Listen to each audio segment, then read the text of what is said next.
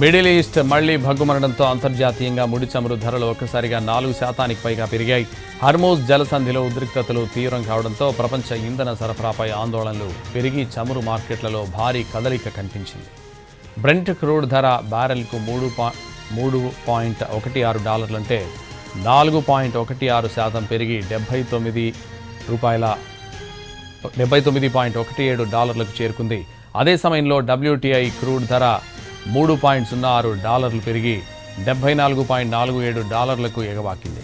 Hormuz జలసంధి ప్రపంచ చమురు రవాణాకు కీలక మార్గం కావడంతో అక్కడి సైనిక ఉద్రిక్తతలు ప్రపంచ ఇంధన సరఫరాపై తీవ్ర ప్రభావం చూపుతున్నాయి.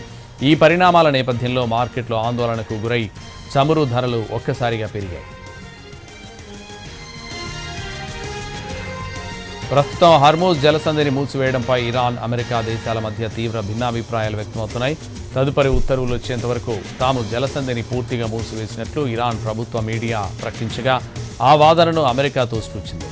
ఈ సముద్ర మార్గం అన్ని చట్టబద్ధమైన నౌకలకు తెరిచే ఉందని, రవాణా కొనసాగుతోందని యుఎస్ సెంట్రల్ కమాండ్ స్పష్టం చేసింది.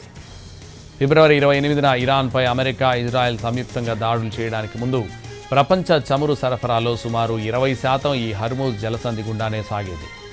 మార్చి ఆరంభంలో ఇరాన్ అంతర్జాతీయ నౌకలపై దాడులు మొదలుపెట్టిన తర్వాత ఈ మార్గంలో రవాణా గణనీయంగా తగ్గినప్పటికీ వాషింగ్టన్, టెహరాన్ మధ్య కుదిరిన మధ్యంతర ఒప్పందం తర్వాతే నౌకల రాకపోకలు మళ్లీ సాగించాయి. అయితే తాజా ఘర్షణల వల్ల ఈ కీలక అంతర్జాతీయ వాణిజ్య మార్గం మళ్లీ సంక్షోభంలో పడింది.